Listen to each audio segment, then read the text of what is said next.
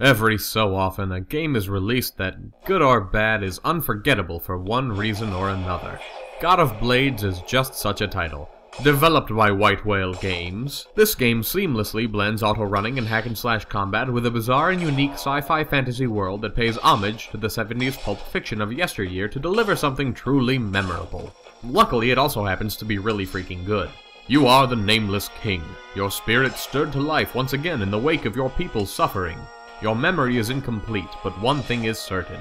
You must raise your sword yet again against the savage and barbaric void cultists and their dark magics to defend your people. That's pretty much the setup. What follows is a hard-to-follow but extremely well-worded plot in a unique world with plenty of cool terminology that just drips from your tongue as you say it.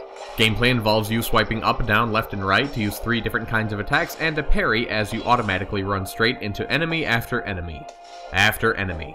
The game is a bit repetitive, but it's also a joy to learn the proper timing of each attack and how different enemies need to be handled. Swiping up results in an upward slash that can knock defeated foes into your next opponent, and the parry is essential to winning battles against the formidable slayers and other void-chosen heroes that you'll be cutting down.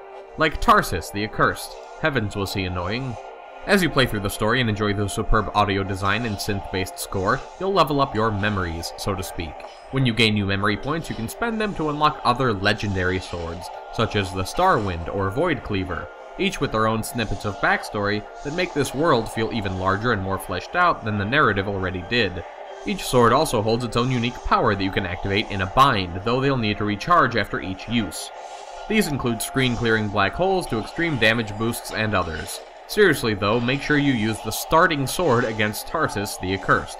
Don't make the same mistake I did for so many tries. It makes him about as threatening as a kitten. The aesthetic of this game seems to draw inspiration from everything pulp fantasy ever, whether we're talking about movies, fantasy novel and comic book covers, and progressive rock album covers. There's also an endless mode with a God of Blades twist, and a cool metagame called Lore Seeker that has you going to actual libraries to unlock new weapons powered by Foursquare.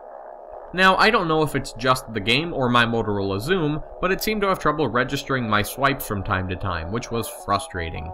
Still, even with that frustration, and even with the repetitious nature of the game, I loved every second I spent in this lovingly crafted universe. The rule of cool is in full effect here, and I say that with full sincerity. There are flaws in the gameplay to be sure, but they are minor and totally worth enduring to experience all the excellence. God of Blades is available for $3 at the time of this review. Don't skip it.